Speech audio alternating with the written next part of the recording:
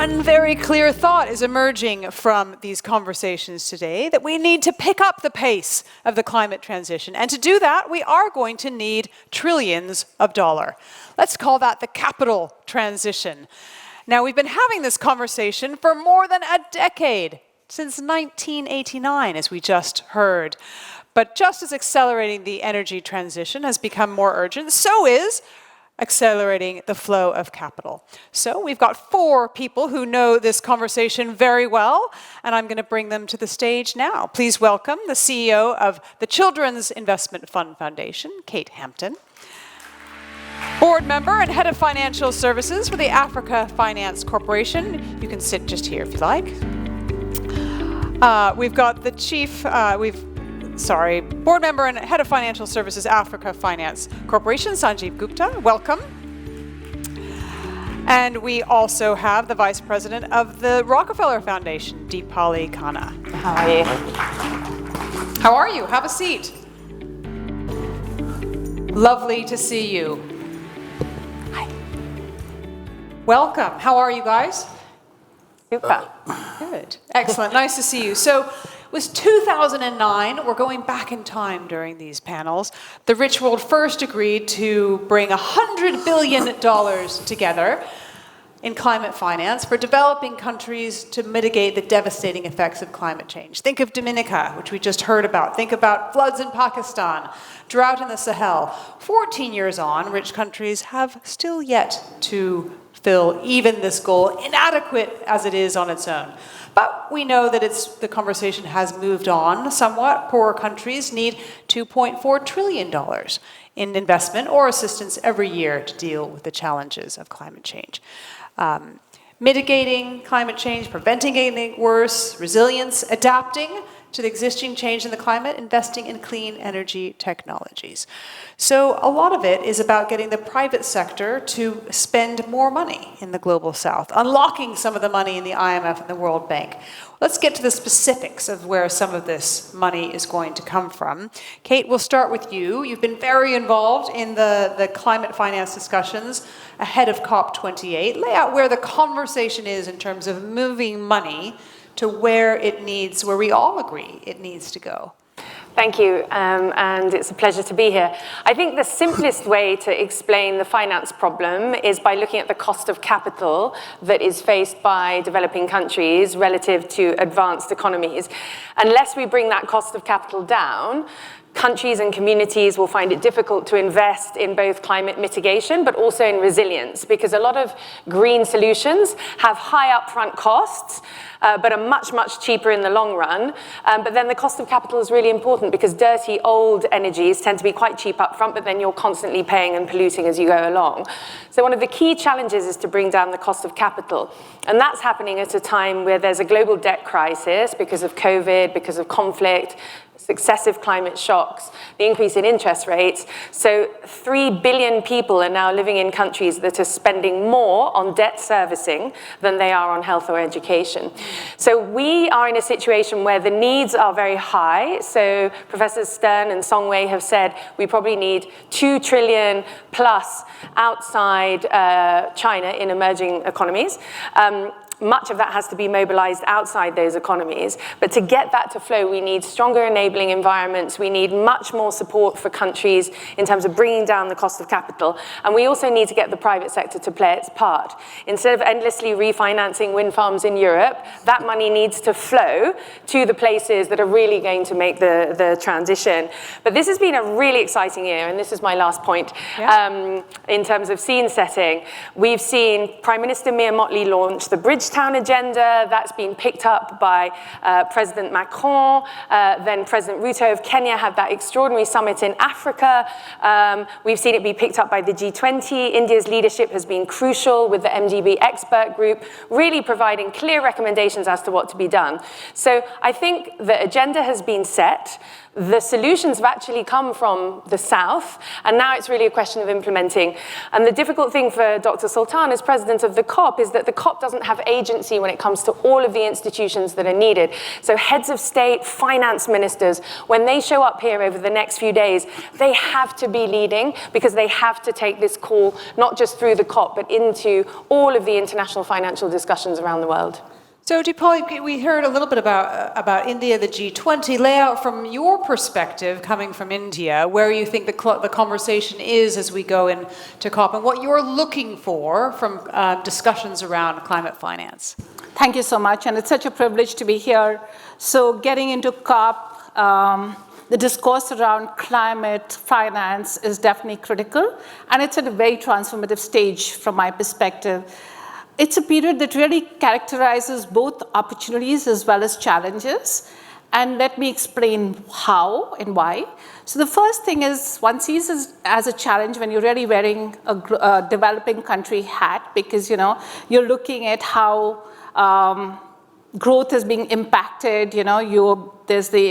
Everything is getting exacerbated by the climate crisis, and marginalized communities are being greatly affected by all this. On the other side, we've come out of G20, which is quite historical, and to be able to get the consensus that we got. And I think, it wasn't symbolic. It was truly a transformational moment where you saw the leadership really committed towards climate. You've seen important themes that were part of the declaration. What were those important themes? So the themes were really around, of course, what Kate was mentioning. The financial reform was definitely there. There were pieces around the MDB reform again, which was really critical. There was the need to really reinvigorate the SDGs, which are really critical. And then, of course, really ensuring that we can kind of have all the climate finance which is needed to address the challenge. Now, where I'm seeing a lot more needs to be done is really around the commitments that have been made so far. So, when you're looking at developed countries, as Kate was saying, the $100 billion that need to be flowing, it's really the need of the hour. Developing countries need the resources, they need the capacity to be able to really absorb this finance, as well as get the finance for everything that they need to do. We also know that we're failing very significantly on the achievement of the SDGs. Only 12% of the SDG goals have been met. So I think there's really the need to kind of do a lot more in this space. We also have seen, through a recent study that we've done with BCG, that only 16% of the climate finance is being met. And even if we were to broaden the definition of transition finance, the needs really outweigh the flows by 66%. So there's a lot that needs to be done. Right. So to summarize, I'd really say that the developed world really needs to rise to the occasion and make sure they provide the resources. The second piece is the developing world needs to be front and center of the conversation and how they're going to be using these resources effectively. And of course, the entire piece around the financial architecture and the reform of systems so that we have more climate finance available. So, Sanjeev, you think quite deeply about how to get more investment to Africa through your work with the Africa Finance Corporation. What would you like to see coming from COP? Yeah, firstly, obviously, it would be right for me to thank the IGF for having me here, but particularly more so because I'm getting a bit of a baptism into what it feels to be in a gender imbalanced panel. So, we're very inclusive on this panel. So if you think I'm feeling intimidated, you will understand why I'm feeling intimidated. There is this old cliche that you never get what you deserve.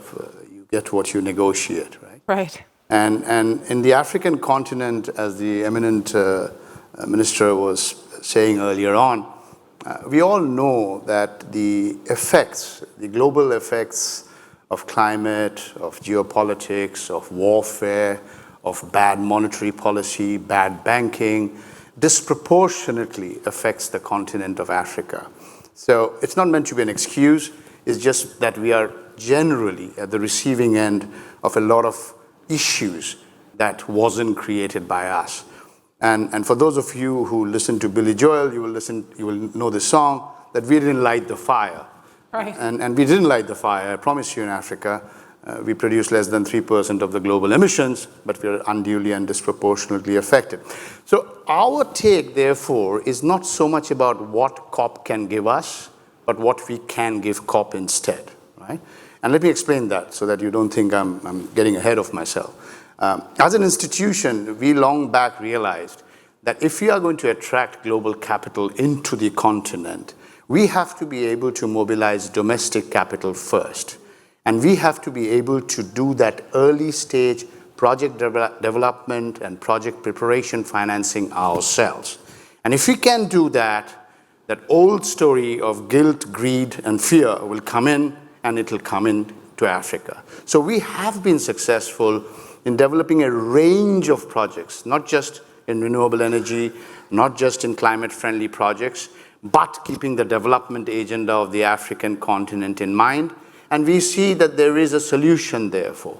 So if there is a plea, since your question was really directed at me as to what can I expect from COP, I think what I should expect from COP is a basic realization today that the problems that we are trying to grapple with in the world, be it energy security, be it food security, be it access to renewable energy sources, be it access to critical minerals so that you can build your wind turbines and build your renewable batteries, all those solutions lie on the continent of Africa. So what are you waiting for? The solution beckons. The opportunity is out there. So that's the only message I want to give to COP, that don't do it for me, do it for yourselves. I mean, one of the initiatives that's come from the Bridgetown Initiative, which you mentioned, is around this idea of how do we reform the international institutions so that more money can come to finance the projects that already exist, that the knowledge is already there to build.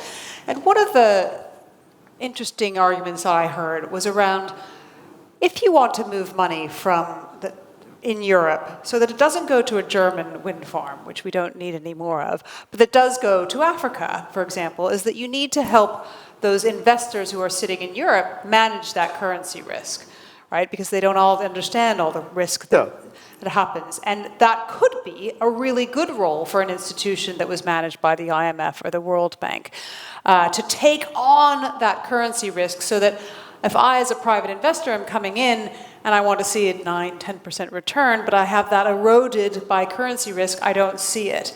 Do you see that development, Kate, is coming in terms of the conversation and how we're looking at that reform of the financial institutions and what else we might see? So I think currency risk is crucial, and there are some innovations like TCX, which are aimed at dealing with that issue. I mean, just to give you some numbers, you know, Africa doesn't have too much debt, okay? It has an unfortunate structure of debt. Most of it's in foreign currency, most of it is high capital cost, and actually, you know, other countries have sustainable debt levels that are much, much higher, but a much bigger chunk of it's in local currency. So exactly what you're saying, deep local capital markets are crucial, but where you need international finance, dealing with currency risk is going to be absolutely essential. So I think if we can scale some of these innovations like TCX, and really it's only the MDBs that have the ability to scale those, will be able to move forward. But I don't want to overstate the role of MDBs. Right. National development banks, local capital markets are going to do the lion's share of the investing. MDBs are going to make it easier for resources to flow around the world, but they need to reform to do that job better. So, Sanjeev, what would you like to see, or what do you see in terms of the role of the local banks in encouraging this to happen? Yeah, I think, you know, we keep talking about the word partnership and alliances, so much so that it's become a cliche which doesn't really therefore register anymore in terms of what we mean by that. And the reason I'm highlighting it is because, you know, it is a known fact that whether it's because of misplaced or confused agendas, or whether it is because of shorter term priorities, or whether it is just because there is a shortage of capital generally, that the world does not have enough allocation into the emerging markets to develop those regions, be it from a climate perspective or be it just from a human development perspective. So therefore, one has to get smarter here, right? And one of the things that I've always wondered about is that if you are going to tap into the trillions of dollars that is there in the private sector globally, private sector capital by definition is a bit like a Goldilocks, right? It doesn't like anything too hot or too cold. Right. It likes it just about warm. So what is it that state organizations, the Bretton Woods institutions, which incidentally in my view has singularly failed in its original mandate. There's no other way of putting it, right? But between those institutions, the G7, the G10, instead of trying to fund and assist and provide aid, and aid itself has a problem because aid tries to do too many things in one go, right? Why not create credit enhancements? Yeah. Why not provide guarantees? Yeah. Why not provide first loss? Why not provide exchange risk protection so that private sector capital can come? Yeah. And I love it not because that's a larger pool. I love it because that's a transparent way of getting things done. And that therefore will automatically mean that the sustenance of those investments is that much more profound. I'll come back to you, Kate, on that. But Deepali, I wanted to know, philanthropy has such an important role in unlocking capital flows. It can play can sort of spark to light the fire, if you like. I wonder if you could tell us some of the work that the Rockefeller Foundation is doing around that. Yeah, so at the foundation, we've always believed and harnessed all the energy around catalyzing investment, addressing issues within the financial systems to really ensure more financing flows do take place. At the UN General Assembly in September this year, we've also made a big and bold announcement of putting in $1 billion over the next 5 years to really address the global climate transition issues. The two important pillars around that is, the first is we really want to, as Sanjeev, you were saying, really build coalitions and collaborations and be able to see how we leverage resources. And the other part is, how do we really make sure that countries, people, places that are affected are part of all the work that needs to get done?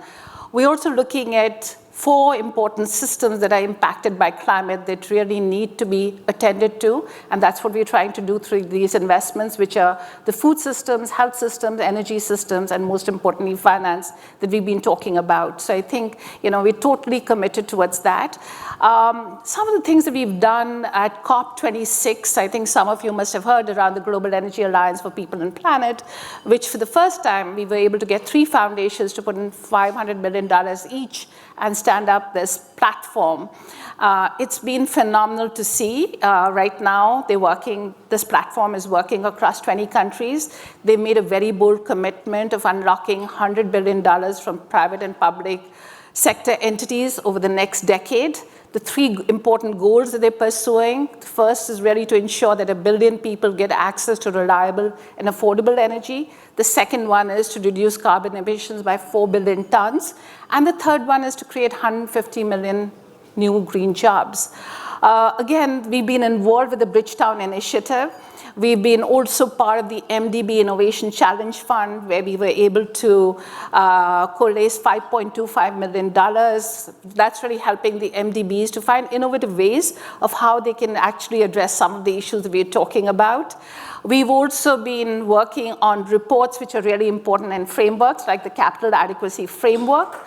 We've also done a report more recently with the risk control, where we are seeing how the World Bank can really unlock $190 billion. So I think, from our perspective, we're trying to really do our very best, and we're really following a multifaceted approach where, yes, at the grassroots level, we are doing programmatic work to address climate issues. On the other side, we're working on the financial reform side. And the third important piece is really building up the coalitions, because climate finance is really an urgent need of the hour, and we're putting all our energy, our voice, our convening ability, and our resources behind it. I want to just focus on one of those, Sanjeev, you mentioned you thought that the IMF and World Bank had really failed in delivering their mandate. Would you agree with that, Deepali? I would say that with the current leadership at the bank, I'm hopeful. Yeah. And I think I was earlier with the MasterCard, so I know Mr. Banga. Yeah. But I do feel like the topic is around leadership, right? Yeah. And leadership does matter. So we are at an important moment, and just, in a couple of months that he's been around here, the things that he's been able to do, I am more optimistic. If you would have asked me the same question probably 6 months ago, I would have probably said what Sanjeev said. Right. Can I just come in there for a second? Because I think the important thing to recognize is that the Bretton Woods were set up in 1944, where most of the countries they're supposed to serve weren't independent. The world has fundamentally changed. They were designed for completely different problems, war reconstruction and balance of payments issues. We need completely different mandates and institutions now, and we need a global settlement where countries have fair shares of governance and influence, and that the system works for everyone. And I think there's a real loss of trust in the multilateral financial institutions, and I speak regularly to finance ministers from developing countries who tell me, you know, we're now working with the private sector, with China, with Gulf countries. There's a much bigger way of capital at our disposal. We really need the MDBs to do the kinds of things that Sanjeev is talking about that the private sector can't do, because there's no shortage of capital out there. Yeah. They really need to focus on what is the new mandate. And so what I'm really hoping is that at this COP and through successive discussions, you know, the Indians helped kick it off with their G20, Brazil is next. I think we really need to see a much better global deal around governance of these institutions that's fair, and they need to be effective, and they need to be fast, and they need to move at the speed of the problem. I think that's the issue. They were designed for a different time and a different job, and they seem still stuck a few decades away. But I think you know, leadership matters. We're seeing progress, but without the major shareholders of those institutions, the G7 countries and others really leaning in, we're not going to see the reform. And I think actually the emergence of competitor institutions around the world is really, really positive. You know, AIIB and others, African regional institutions are developing very rapidly. UAE and others are stepping in. I think that's really, really important to show what can be done and make sure that the MDBs are reserving that very particular role that they have to do the things that only they can do. And I think that's the challenge that we have, this big coordination challenge. And this is why fora like IGF are great, because you can get together with institutions, businesses, governments, civil society to have that whole of society conversation about how we change the system. You convinced by that, Sanjeev? No, I mean, look, looks like I've set a cat among the pigeons here, but, but you know, fundamentally, monopolies don't work. And the Bretton Woods Institution is a classic example of a monopoly. And as you correctly pointed out, it has its genesis in a very different era. It has a role to play. Nobody is, firstly, I'm not trying to malign them, and secondly, I'm not trying to dismiss them. But what you mentioned is so important, that one needs choices, right? And the good news for a large part of the global south, if I may create a universe of such people or such countries, is that we have choices. We are not only dependent on one narrative, one policy, and one agenda. And we do get into trouble because of that. I'll just share with you a little anecdote that very recently we took a $500 million loan from one of the greater powers of this world. And I got a call the next day from a very senior official of the other greater power of the world saying, "What have you done? We've been discussing such great things with you, and you go and take money from them." This is China versus the US. I didn't say that. And all I said is that I had the choice of taking money from 10 other powers, but this so far, 9 of them have given me a textbook, and the 10th has given me a checkbook. Right. So I went with the checkbook for time being. Make sense? Because, see, we actually have on the African continent an existential crisis. We have 1.5 billion people with no jobs, 70% of people below the age of 20, 1 billion people with no access to electricity. Healthcare is a big challenge. Climate change is felt by us, acutely felt by us, right? It's, as the minister was saying, it's not a rhetorical thing. So we don't have the luxury of getting stuck into geopolitics. You know, there is a saying in Africa that when elephants fight, the grass suffers. We don't want to be the grass.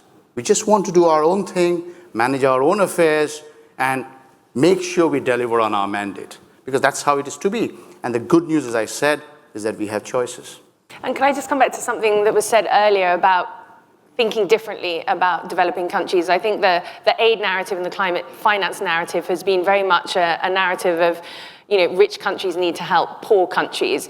And it is true that rich countries hold the historic responsibility, and they absolutely should meet their commitments and go beyond what's currently on the table. However, it is also true that all of the critical, well, not all, but a large share of the critical minerals that are needed for the green transition are sitting on the African continent. And actually, if we were to support green industrialization with large-scale capital flows on the continent to add value, create jobs for all of these wonderful young people, it would be transformative not just for Africa, but then we would green global supply chains and we would see ourselves much, much closer to the 1.5 goal that we have. So we need to start thinking about these things differently, and we need to bring together climate and development. Green industrialization on the continent of Africa makes sense for everyone. And that has to be one of our high priorities. So if the international financial system isn't delivering that, what's it for? Right? Let's focus on the purpose here. Can I buy you a drink later? There's some very excellent coconut juice outside. Oh, it's very good. I think we need something more potent. All right, we've got only a minute left. Leave us with a message of hope. Give me an example of something that you think gives you hope that we will see the change that we need. Sanjeev. Yeah, go on. Give us some hope. Well, obviously, there is no question in my mind that there is hope. There's no question in certainly the institution that I represent that there's enormous amount of optimism. The challenge we have is not about what we have to do. The challenge is about how quickly can we do it, right?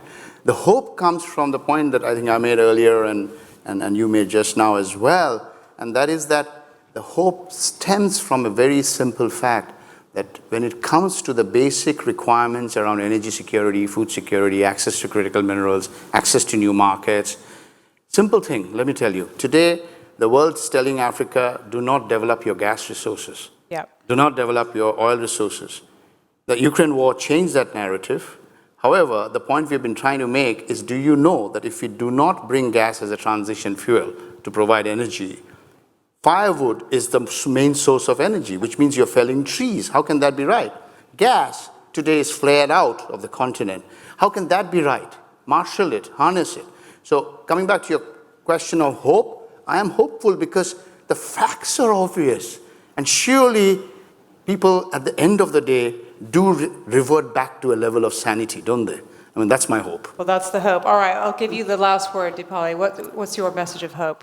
So I'm very hopeful because what I've seen at the G20, the kind of consensus, the Global South really leading the conversations and really putting forward what they really want and need is something that, one hadn't heard it before. And the kind of, it's been pretty historical, and I think it's not going to stop. It's going to just build more momentum. And, with the Global South taking charge, I'm very confident that marginalized communities, young people, indigenous communities, their plight is going to be front and center. Africa, again, what it wants is really going to be there, being driven by Africans as opposed to being told what needs to be done.